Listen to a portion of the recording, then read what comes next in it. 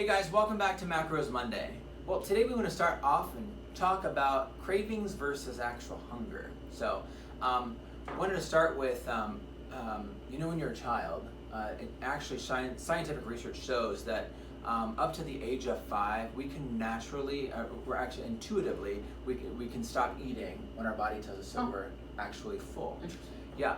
It's what happens typically is that we are shoved in front of our face all these different foods that are on TV. But not only that, but if you think about it, like parents, they're constantly making their kids eat. Now, granted, there's a couple things when you're kids, like when you're playing, you're wanting to get out of the high chair and you want to run around and play.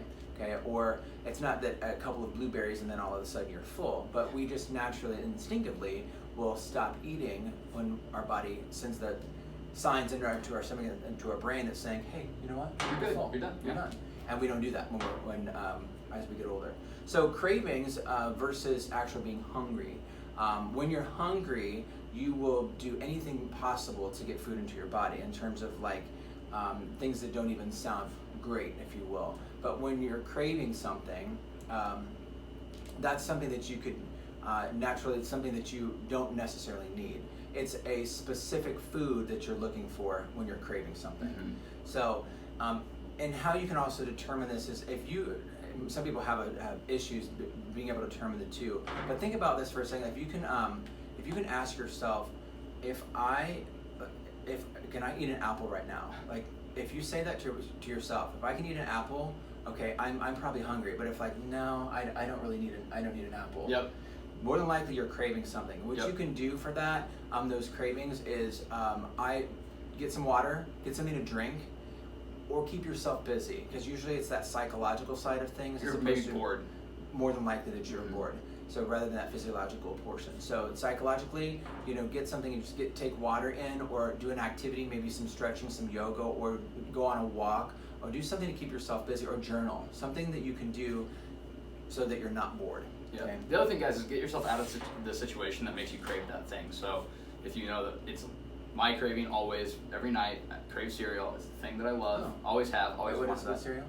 I eat really healthy cereals because I know that I'll succumb to that craving very often, so I try to stay away from like the Reese's Puffs.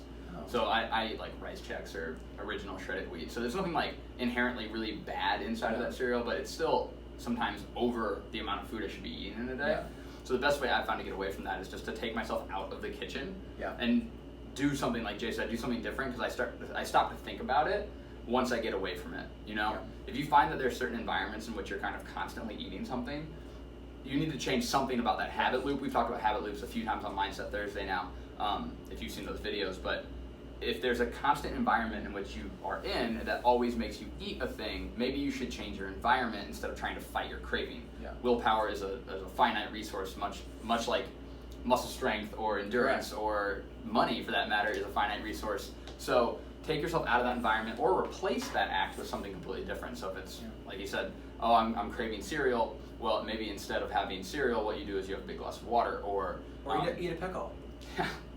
probably won't want to, because it's Probably a very won't. different taste. Yeah. Or even something simple where it's like, okay, well, I know I'm gonna eat something, so maybe instead of having a 400-calorie bowl of cereal, I have a scoop of Greek yogurt with some oatmeal sprinkled on top and some berries. So I have like a small parfait. And you kind of start breaking your habit that way, and taking over your cravings with something different. So trying to think about different ways that you can combat that feeling of just like, oh man, this is so bad, I just want this thing so badly. See if you can just change that up a little bit for yourself. And another thing you can try to do as well, if you're trying to break a habit, is just grab a stick of gum, or that's probably the easiest thing, because it's just that habit of trying to chew that but stick of gum, and go for the mint. The mint has a tendency to actually kill the satiety, so like that you're wanting to eat something that's like, so it just has a good way of doing it. So I would go for that stick of gum. So all right guys, well that completes our Macros Monday. Hope you have a good rest of your week. We'll see you next week. Take care. Bye-bye.